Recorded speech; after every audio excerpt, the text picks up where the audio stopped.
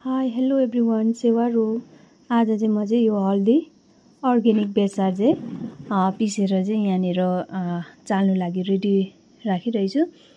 यो चाहिँ मैले चाहिँ अस्तिनिर चाहिँ केलाएर धोएर काटेर सुकाएको थिएँ। यो चाहिँ आधी चाहिँ सुक्यो, आधी यो जुन चाहिँ अलि अगाडि काटेको चाहिँ सुक्यो। त्यसपछि अर्को चाहिँ त्यसै छ। यो अलि अगाडि सुकेको चाहिँ मैले यसरी पिसेँ। अब यसलाई चाहिँ चाल्छु। हुनु चाहिँ बेसार चाहिँ पहिला लास्ट इयर पिसेको पनि त्यसै छ। अब त्यो सकेर मात्रै यो चलाउनु पर्छ।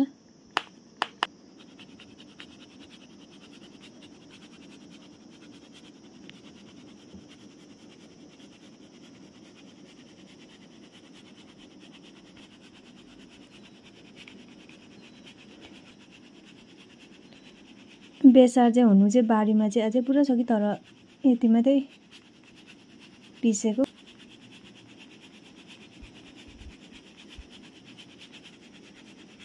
यसलाई चाहिँ 2 खेप चाल्नु पर्छ होला, किनभने फेरि निस्किन्छ।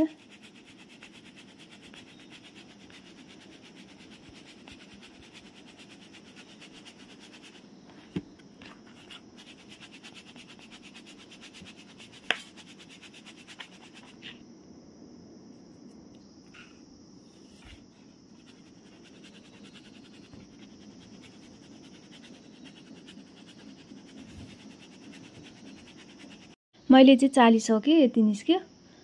अन्त अब अर्को छ, अर्को चाहिँ मजाले सुकेर मात्रै। अहिले चाहिँ यति मात्रै अर्ग्यानिक बेसार। यो बस्तीको बेसार चाहिँ कम्ती हाल्दाखेरि पनि लागिहाल्छ। बजारको चाहिँ बेसी के मिक्स गरेको हुन्छ, केमिकलहरू हैन। अनि त्यसले गर्दाखेरि चाहिँ अर्ग्यानिक बेसार खानु चाहिँ एकदम बेस्ट हो।